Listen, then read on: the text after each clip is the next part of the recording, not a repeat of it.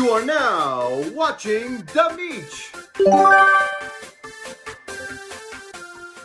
Let's go.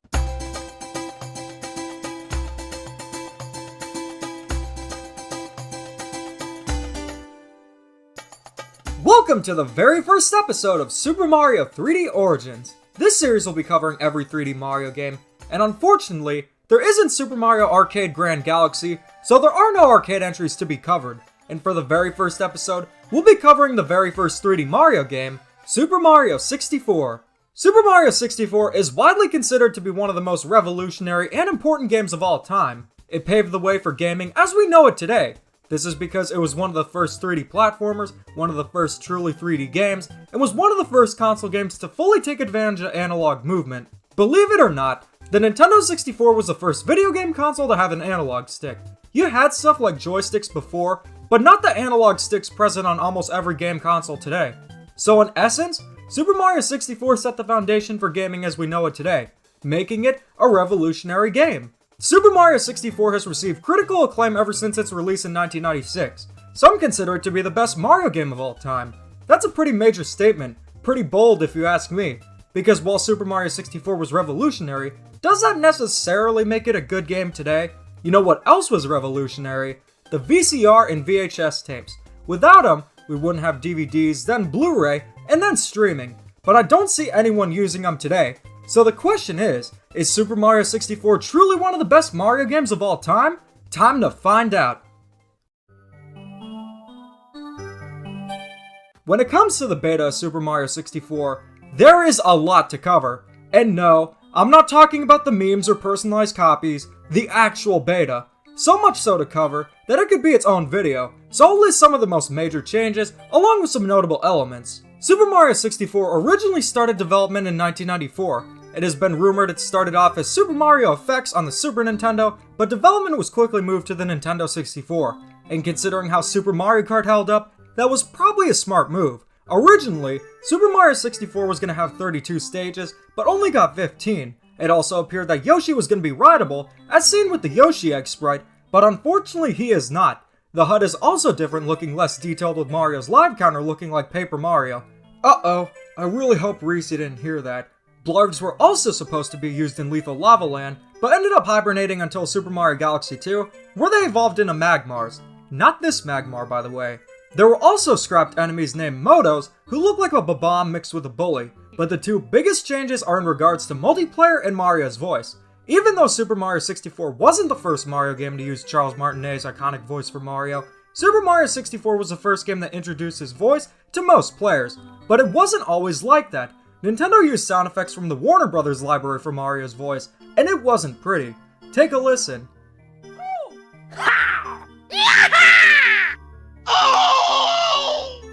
He sounds like a mix between Michael Jackson and Tom from Tom and Jerry.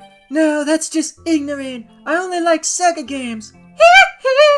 Thankfully, these placeholder voice clips were never intended for the actual voice of Mario, but what was intended was multiplayer for the game. The game was supposed to have multiplayer, but likely got scrapped due to technical problems. It was also found out during the Giga Leak last year that Luigi was intended to be either playable or an NPC. Likely playable though. The game was finished by May of 1996, and saw a release the following month in Japan, and later for the rest of the world. Super Mario 64 had the task of translating the Mario series into 3D, while also resonating with players. If I were a kid in the 90s, I would expect a 3D Mario game to be something like Super Mario 3D World, a large selection of linear levels in a 3D environment, but Super Mario 64 took somewhat of a different turn. The goal of the game is to collect Power Stars to unlock new stages, eventually defeat Bowser, and rescue who else but Peach. At least Mario had an incentive this time, which was the cake Peach made for him. Otherwise, Mario should have just told her, "You're on your own," and reunite with Pauline. Rather than having a large selection of linear stages, we have 15 open stages. These stages are larger in scope and design, and allow for a lot more exploration. Each stage has 6 Power Stars to collect, and 1 bonus for collecting 100 coins. There are also secret stars found throughout the game that are found mostly outside the levels. What makes Super Mario 64 so much fun to play is that you don't have to get the Power Stars in a specific order. You're free to explore and find ways to get Power Stars.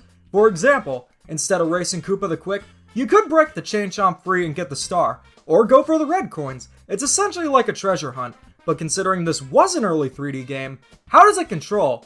As you would expect from an early 3D game, I have to inform you that it actually controls pretty well.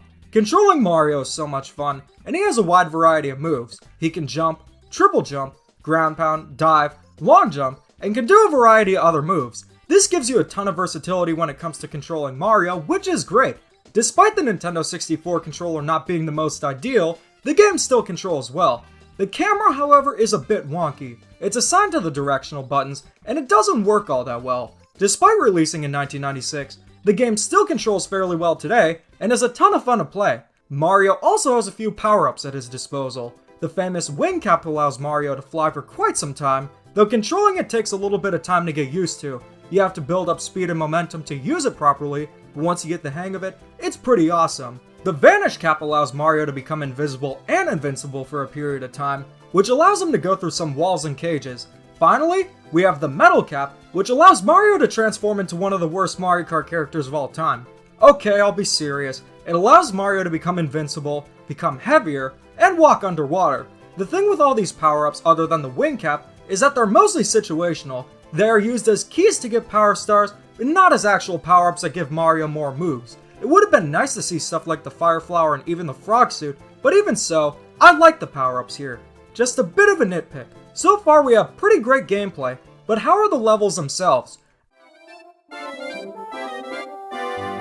As I mentioned before, the game has 15 levels in total. They are all connected via Peach's castle. This serves as a hub world where you can find secret stars, go to levels, and connects everything together. But how are the levels themselves? After all, you will be spending a lot of time in them, so they have to be good. And for the most part, they are pretty good. Bob-omb Battlefield is the starting stage. It teaches you the basics of the game. Womp's Fortress is more platforming focused, with tighter jumps and movement. Cool Mountain is where normal people go to help snowmen, and Sadist throw penguins off a cliff. Lethal Lava Land takes you through the depths of hell, and Tiny Huge Island has gargantuan or microscopic enemies, depending on what pipe you take. Most of the stages are a blast to play. It's so much fun exploring the levels finding power stars. However, not all the stages are a home run. Tick-Tock Clock isn't very fun to play, and Rainbow Ride is an absolute nightmare, but most of the levels are great, and a lot of fun to play. But I do have some gripes with the stages. For one, most of the level themes are predictable and standard. Grassy plains, deserts, water, haunted houses, lava, the kind of standard stuff we've seen in Mario games before. Though this was the first 3D Mario game, so I'm not too distraught over it, but it does make the game feel a little bit generic. You can do interesting things with these themes, but Super Mario 64 plays it a bit safe in my opinion. But other than the bad stages I mentioned along with the theming being generic, these stages are pretty great. The presentation of Super Mario 64 is quite good for a Nintendo 64 game. Despite being a launch title, it's still one of the best looking games on the system. It's colorful, the characters look good, and the textures are also quite good. I do think it would massively benefit by getting an HD remake, but judging the game by itself, it looks good for a Nintendo 64 game. The music, however, is great as always. It's home to some of the most memorable songs in Mario history, Dire Dire Docks being a great song just to play when you want to relax. Some of the songs are recycled, being used in other levels, but that's typical of Mario games. Overall, the graphical presentation looks great for a Nintendo 64 game, and the music remains stellar.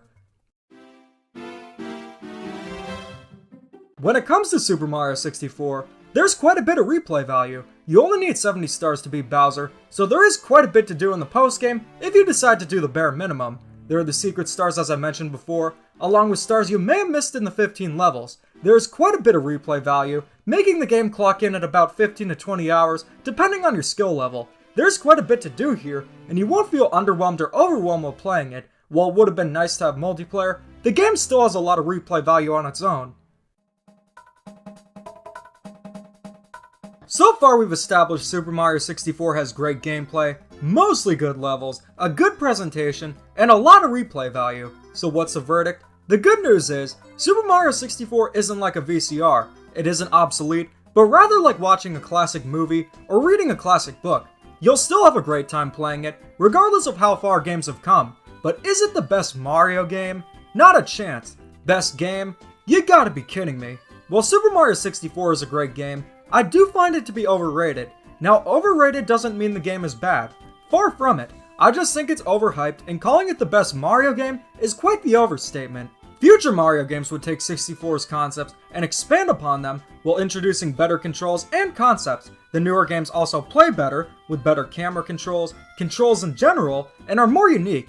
And it's not just future Mario games. I honestly find Banjo-Kazooie to be way more enjoyable than Super Mario 64. And that's on the same console, but at the end of the day, Super Mario 64 is a great game, and definitely a game still worth playing today. It might not be my favorite Mario game, but it's still a great game, and one of the most important games of all time. Super Mario 64 has the general consensus that it's a great game, but the following game is quite literally a mess. Literally, Mario is cleaning up messes. Join us in episode 2 of Super Mario 3D Origins, where we take a look at one of the most divisive Mario games of all time, Super Mario Sunshine. So there you have it.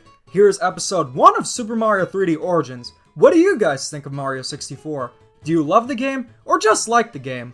Let me know in the comments, and as always, keep calm and da-da on.